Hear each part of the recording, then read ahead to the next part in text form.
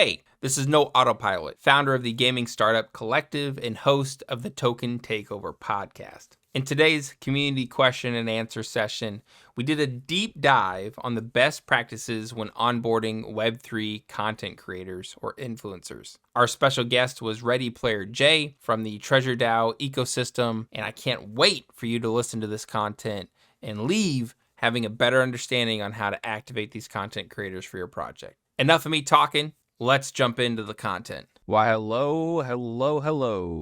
I see Jay already. What's up, Jay? What's up, Philip?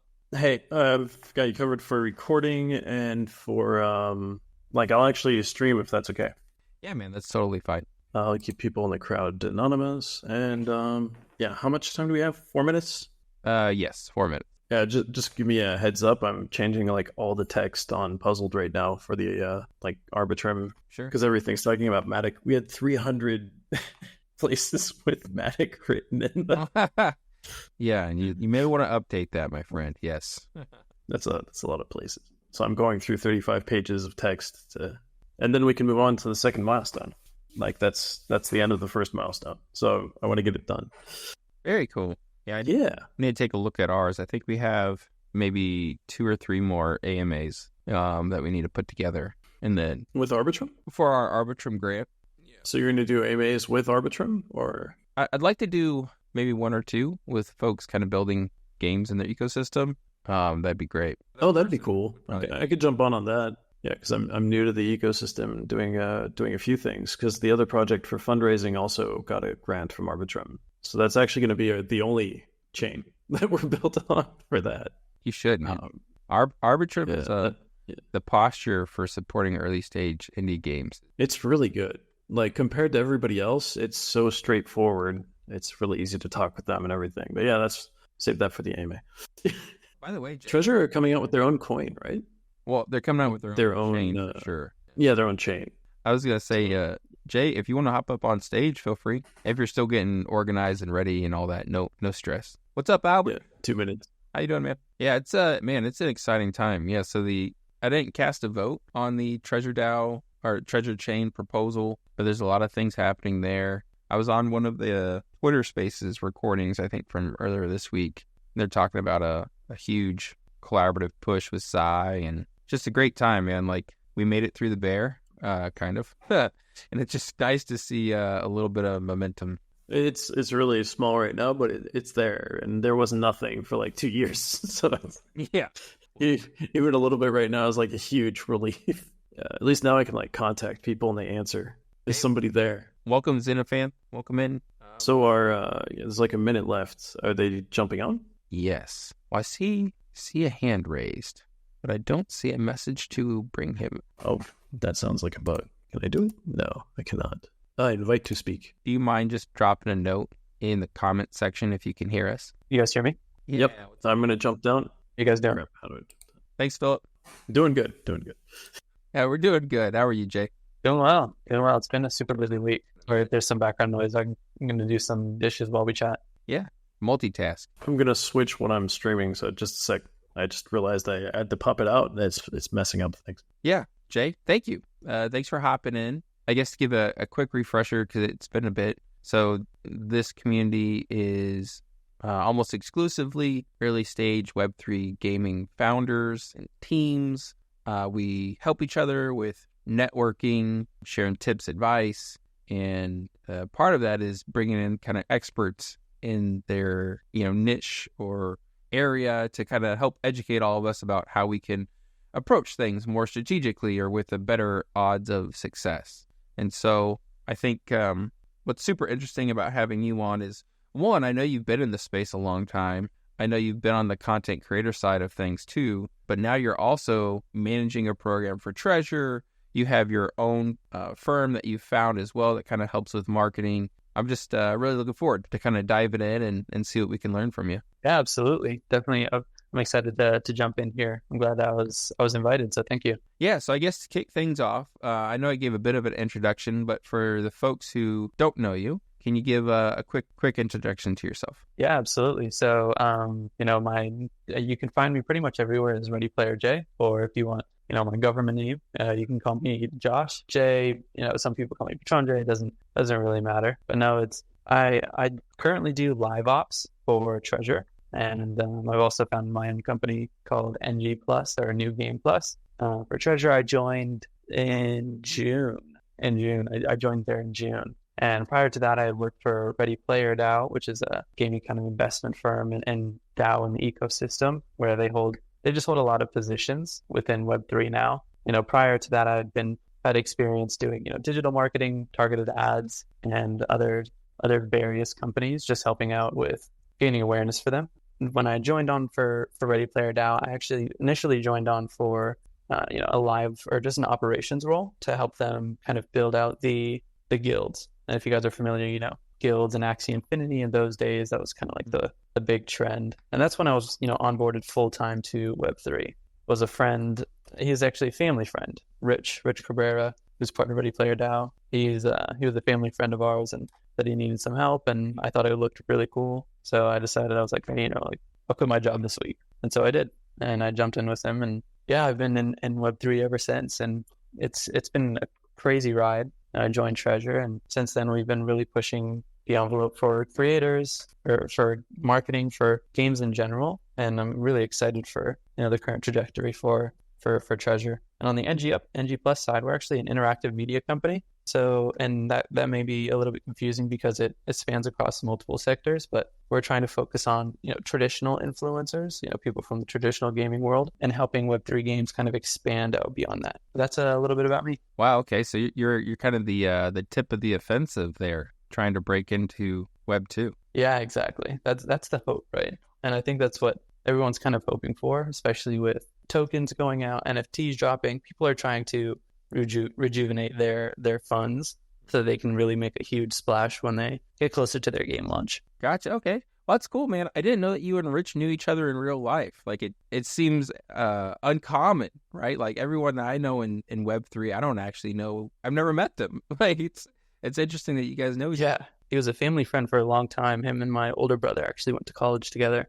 So I've known him for a while when he was more known as Richie instead of Rich. So they've definitely known him for some time, and it was really cool to get to work with him and explore Web3 together. But he was actually one of the only people that I had met from Web3. Even till now, there's only one other person, which is Jorge, which I had met. Otherwise, I have not met anybody from Web3. Yeah, man. I've co-founded businesses with people I've never met. It's just it's a weird industry, beautifully weird, but weird. Yeah. Hey, what's up, JRP? Thanks for joining, man. Yo, what's good? Apologies for being a little late. I was putting the ribs in the oven. Ryan, I thought we knew each other well enough to say that we met, but I guess obviously we haven't. And then, hey, what's up, Jay? How you doing today? Hey, Juan. Yeah, no, it's great to chat again. Are you guys gonna be at GDC this year? Yes, I will. I will be too. I'll be at the Treasure booth. Come find me. I do have a ticket, so I'll see you at one of the events. Okay, yeah, I'll be around for sure. We'll set something up. Okay, well, cool. So now we kind of have like your history and your credentials and whatnot. So I think where I'd like to try and steer this conversation is, specific to early stage teams. The vast majority of our folks are maybe at their vertical slice, maybe at their pre-alpha. And so I guess my first question is, how should these teams think about activating content creators around their project if they are at that early of a stage? And I guess, would you advise them to? Would you advise them to wait? And your reasoning behind that? Hey, are you a builder looking for grants to build your ideal Web3 gaming startup? If so, you should take a look at the Arbitrum grant program. With grants up to $25,000 and a specific focus on supporting early stage indie game devs, it could be the perfect fit. Link is in the description. Make sure to check it out. Now back to the podcast. Every company would probably be different in that sense, but on a general scope, I would say a lot of companies are trying to retain their funds. They're just making sure that there are ways that they can keep operating for the foreseeable future, especially because games and projects, whatever in the space, they take a while to build. It's not an overnight thing, so you definitely want to make sure that you're retaining some funds. And obviously, I wouldn't suggest you go and drop all the money that you have right now while you're in alpha. I think it's really okay to look at what you're building and just take some time to go heads down.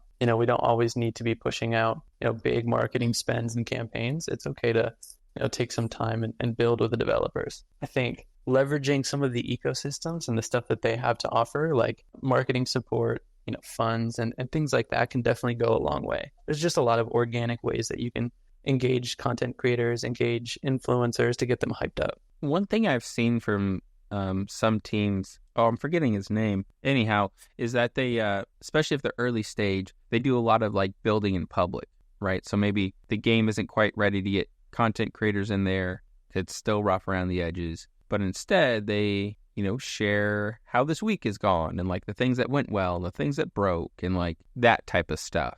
I guess, would that be a better focus for some of these teams at that early stage? Yeah, absolutely. I think any kind of building in public, as long as you're not worried that, somebody's going to, take your idea and build it faster, then I think that's totally cool. Especially if you're building a game.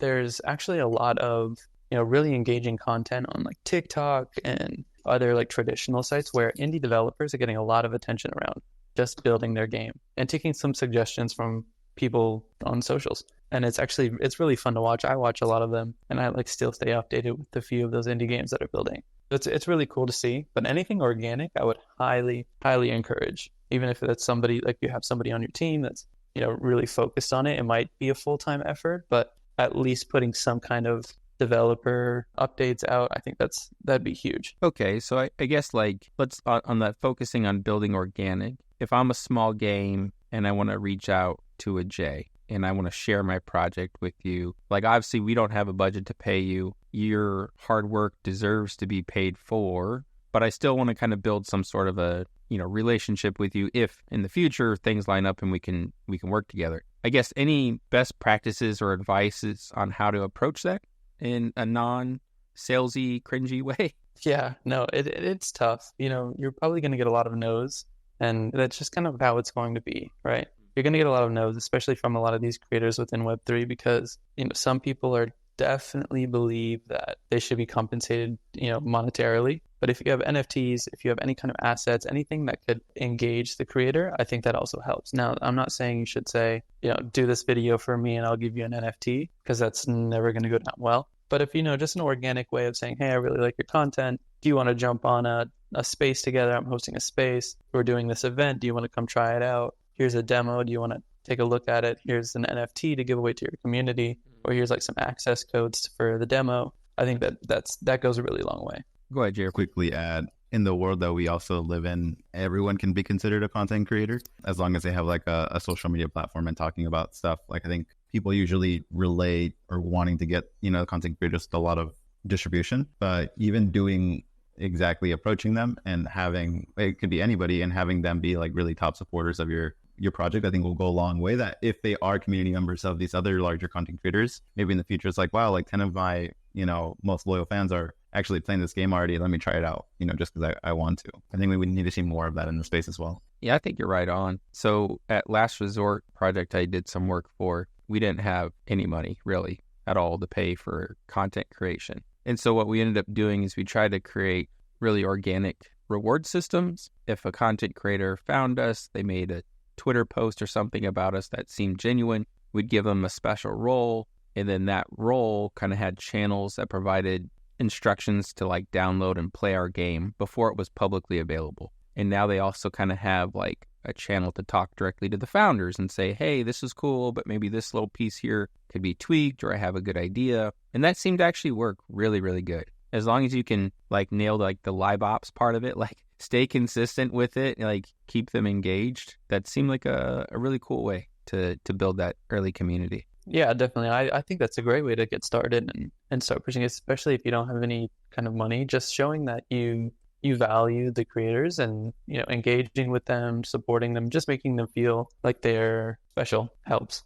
Okay. So I guess let's like advance the ball up the field a little bit. Let's say I maybe am nearing my public launch and, we need to get a ton of players in, try and generate some activity. On the back end, we'll likely try and use that to like fundraise, right? Now it's time to engage some creators. There's a lot of different ways to do it. Like you can reach out to individual creators. You can reach out to firms. You can reach out to like groups or communities of creators. I guess any best practices on things to think about or think through on finding which strategy is best for your game? Yeah, no, I think that's a good question. I definitely think it differs based on, who's planning this, but I would say, let's pretend we're nearing launch and this is a product that's meant for, traditional creators, or not traditional creators, traditional audiences, people that can easily onboard onto this project, game, or whatever, and there's not a lot of loopholes. Like, this isn't a DeFi project. We're not going to expect them to be, really entrenched into Web3 to understand what's going on. Then I definitely think it's worth, especially if you're building within Web3 and you already have a community, to get a full scope reach. I would definitely say plan to work with some traditional creators. If you don't have a huge budget, that's totally fine, because there's some micro creators that do really well. There's agencies that work specifically with these micro creators, and solutions that put ads right on streams with micro creators. So it's not like a ton of money, and it could go a really long way. Now, if you do have money, definitely suggest going for larger creators with more pull, but I would advise against going against like the largest creators, Speed, Isanad, those kinds of creators. They're so big that they play hundreds of different games, and their community probably isn't going to engage with every single one as well as you think they would. And on the aspect of what was I going to say? What was that second part of the question? Yeah, I guess just like teams thinking through, should I reach out to individual creators? Should I reach out to community groups of creators? Should I reach out to firms for creators? Right. Yeah, no, I definitely think it depends on how much time you have. If you have the money and if you don't have a lot of time, definitely think, engage with an agency or a solution that will help. What Juan and Austin are building over at Rev is a great thing to get connected with creators, and not an expensive, take on it either, at least right now, until they build out something like really, really cool. But if you're early, you might get a little bit of a discount. But no, definitely, I think engaging agencies and people that can negotiate prices, manage the campaigns and track everything on the back end can definitely be beneficial, unless you can just do it all yourself and you have some experience talking with these agencies and trying to negotiate down. I think it's doable on both sides. And I know this is going to be a hard question to answer, but like, if these teams are gearing up and they want to allocate some budget to a content creator push, like, what does a average budget look like? And then if you can, like, what are the typical results seen from like views or like click-throughs? I know it's like super dependent on the game and the marketing materials and all that, but as best you can. Right. No, it's a good question. For Web3 creators and traditional creators, it's definitely different. There's not that many people within Web3, but the dollar goes a little bit further within Web3, especially if you can get them to buy a $100 NFT versus a $3 spend in the app for a traditional creator. I would say a good budget for Web3 creators, a small campaign, anywhere between $5,000, $10,000. I think that's a great spot to be in, because you're going to be able to engage them for a few weeks. Getting them aligned up and doing some content and really spreading awareness over a few weeks to drive some engagement and some users over to you. It definitely works. I've seen it before work very well. And $5,000 is, a good amount of money. You can go way less than that and engage a few of them. But with 5,000, you could probably get a few of the larger creators, a ton of the smaller creators, and get a full scope reach within Web3. Now, on the traditional side, I would definitely go a little bit higher towards 10, 20 if you really want to make an impact. If you do, just think about it this way, there's hundreds, thousands of creators, a lot of micro creators. At $10,000, you're probably going to get a good amount of micro creators and maybe one like medium-sized creator. But that can only go so far. So if you're really trying to make a splash and get a good retention rate for those 30 days, is keeping those mid-sized creators locked in for probably like a 30-day campaign. Around $10,000 spend to $20,000. I think that's a pretty sweet spot. If you could do more, of course. Okay. So I guess I have two questions, but I'll start with this one. So for balancing the types of creators, I know in the past as a founder, we were always like, we got to get the Brysons. We got to get like the biggest content creators that we can imagine. But then like to your point, one, they're super busy, and because they're busy, because they're good, they cost a lot. But then their audiences do kind of tune out a bit because they just see so much. Whereas like smaller content creators, where like their voice is super trusted by like a small group of people who are like in the niche.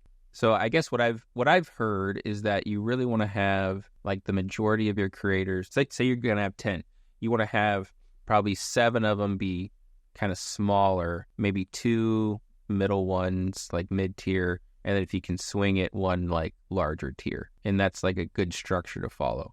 I guess, would you agree with that? Would you disagree with that? Yeah, I would agree with it in most circumstances. But if you have the budget, there's something that I had learned from my partner, Miles, who I had founded with NG Plus, New Game Plus with. And he's been in the talent representation industry for over 10 years, working with, a lot of like reality shows, and now he does primarily like gaming and representing those kinds of creators. What's really helpful is he represents Mystic 7, which if you have been following along with wReadyPlayerJay, he's a #1 Pokemon Go creator in the world.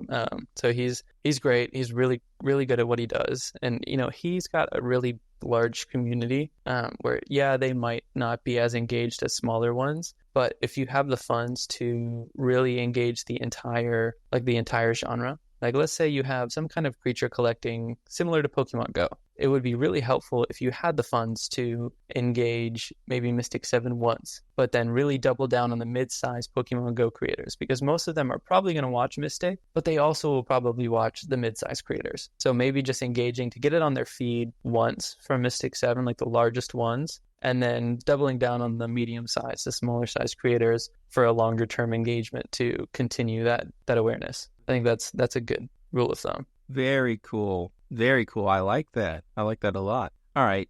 Before I get into JRB, you got a question? I do have a question, and this is actually from kind of something I'm currently going through. When it comes to like reaching out to influencers in particular regions, like let's say Latam, would you suggest like going through a traditional advertiser first to understand like what the actual reach and conversions can be, and then push towards finding influencers within that niche? Is that something that people usually do, or like how do you expand to different regions outside of what we're currently all used to? No, that's a great question. And I think it all comes down to what you're trying to get out of your marketing spend, right? Most of the time when you're developing a campaign strategy, you'll probably be looking at what is the CPM I want to hit, which is like cost per mille, cost per 1,000 impressions. You want to keep that around like 20, maybe 30 within the traditional market. So if you're going to be expanding to Latam or South America or Europe or wherever, it's still going to translate to how much you're willing to spend on it. So I think it's okay if maybe they're making a little bit more this campaign than they would usually do. But as long as you're keeping within your campaign spend and maybe even exceeding it, I think that's always a good mark to hit. Just making sure you're keeping in line with your goals and your KPIs. But then, of course, you can always take it a step further to kind of look at the conversions of currency to see what the spend may be in other countries. Cool. Thank you. So we have a quick check on time. So we have 6 minutes. It's a thing of mine to always get our experts out at the agreed upon time. Don't want to monopolize that at all. So let's cruise through some of these questions coming through from the Discord. Philip, who's actually building on Arbitrum. Shout out to Philip. Philip said, what would you say is a good mix for a new project concerning influencers versus media PR? Yeah, that's a really good question. Media PR is tough because things like Forbes, or I would definitely say if you're building within Web3, keep a focus on things like Decrypt, Web3 kind of newsletters. I think that can go a really long way. To be honest, Forbes and other things like the traditional really big media PR hasn't really moved the needle a lot in past campaigns. It is nice to point to it. So if you have the money and you have a Forbes article, and that's awesome. If there's any organic way of getting that, I don't know many people who have like the connection to do organic Forbes articles or similar, but media PR doesn't move it as much as I would say influencers and creators do, but smaller ones, if you were going to say like Raiden's, Gaming Chronicles, or some of the other creators' newsletters within Web3 and Decrypt Media can definitely gain some awareness there. Nice name drops too. I'll have to take a look at these. So one of the questions, or my second question, was around engagement. So I've seen a lot of teams give funds to a creator makes a single video, and then like everybody shakes hands and they walk away. It sounds like what you're recommending specifically for like those mid-tier, smaller tier creators is more like a month-long activation. I guess, can you walk us through how you would typically structure that? Like, are they posting one video a week? Are you paying them a set rate for each video each week, and then it aggregates to like a larger amount than they would have gotten otherwise? Yeah, a little bit more detail there would be great. Yeah, absolutely. Especially if you're thinking over a long term, I think it works because especially in Web3, Twitter, it's a very small space to where if they're posting, twice a week about something, multiple people are posting twice a week about the same thing, you're going to be like, damn, this is all over my feed. So I think it definitely helps if you have a campaign where it's longer term. One video is great, it might get some awareness, but keeping them engaged and keeping the audience to be like, it might take 1, 2, 3, or maybe even 4 touch points for some of the audience to dive in and just click on the link. And it might not be that very first one. It could be 4 is definitely a better chance. So doing let's say over 30 days, usually break it up into weeks, like Monday through Friday kind of sense, especially if it's Web3. Monday through Friday is probably the most engaging, or Monday through Thursday, really. I would definitely say 1 to 2 deliverables per week per creator, and you can go a long way with it, and it'll be all over Twitter. That's awesome. So my last question to you is on content type. We've seen a huge shift to short form videos, your TikTok, YouTube Shorts, even Twitter. I guess, would you prioritize the content type that these folks are creating as short form, long form, Twitter posts, streams? How would you mix that? That's a good question too. I think it depends on the creator. Let's say you notice that this creator is getting a lot of attention, but they only post threads. I mean, that's totally fine. I wouldn't ask them to do a video. It's going to be different for every creator. So if you want to focus on, short form videos, then that's fine. I just wouldn't, expect that creator to jump in. I wouldn't ask a creator who's mostly focused on threads, maybe long form videos or just streams to try and do a short form video. It probably won't come up to the quality that you're expecting. Probably a safer bet to do what they do best and what they get the most engagement on. So it's definitely based on how much reach and the engagement that they get on whatever they're best at. And it could be a thread, could be their videos or streams. All right. So JRP has one last question. And then Jay, I want to give you time to direct the community to whatever you're working on, whatever you're excited about that you want them to follow along with. JRP says, what does conversion usually look like for a 10,000 campaign from your experience? Yeah, that's a good question. I would say conversions are tough because especially if you're working with influencers, it is really hard to link that directly with the conversions because you can lead them. I think what's the quote? You can lead them to the water, but you can't make them drink. You can bring them to the landing page, bring them to the game. But if the game or the landing page or the onboarding isn't simple enough, then all of the people that you've brought to that point are not going to convert. And it's definitely on a case by case. $10,000 if we're looking for traditional creators or maybe just a full scope reach, I definitely would stay within looking at the cost, the CPM, staying around that 20 to 30. So if we were doing that, and the easy way to calculate it is spend. So let's say $10,000 and you want to stay around 20 to 30, you're going to divide it by, that's probably around 200,000 impressions. That's 50. So that's 500. $10,000, 500,000 impressions. And then you multiply it. So that would be, so this is how you calculate it. Your spend divided by impressions, multiply that by 1,000. And that's your cost CPM. If you spend $10,000 and you get 500,000 impressions, that's a 20 CPM. And that's pretty solid. If you can stick around there, kind of stay around a 2.5% to 5% click-through rate, then I think it'll be worth it. And then it's kind of just up to you to close them from that point, get them there, at least get them to that percentage rate for the click-throughs, get them to the landing page, and then close them. All right, Jay, this has been tremendous. Thank you for hopping on with us and walking us through this. I'm sure there's other questions. How can folks follow along with you? What are you working on that you're excited about that you want to share with them? Well, yeah, first, I appreciate you for having me on here. This is great. I appreciate the questions. As I walk through it, I learned some things myself as we're building some campaigns out, some things that I need to keep in mind, just the basics to keep in mind. And it's great to be reminded of that. But for what I'm working on, definitely follow Treasure at treasure_DAO and at Play on Treasure, where there's a lot of really cool things coming up. We just launched the A-List, which is kind of a safe space for traditional large creators to jump into the Treasure ecosystem, play some of the games, and just explore Web3 without any risk or judgment from, a larger community,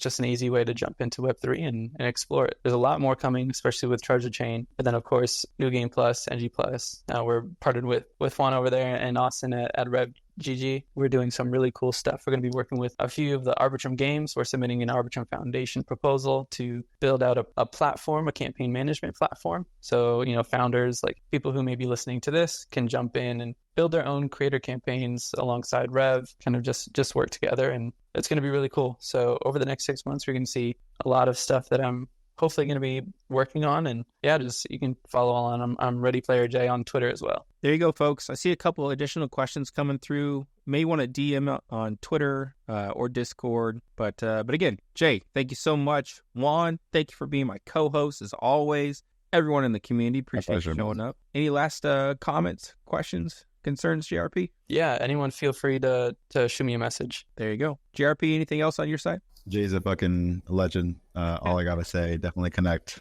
if you haven't already. Boom. There you go. All right. I And we're gonna have a great time at GDC. So we'll see all each other at GDC. Looking forward to it. Yeah, absolutely. Yeah, and if you guys haven't seen Rev, go follow Juan. Go follow Austin. They're building something really cool there. They're a killer team and a killer duo. So excited to see what they're building, and we're partnered with them. So definitely have a lot of faith in them. All right, folks. That's it. Have a great rest of your day building, and we'll see you in the next one. Peace.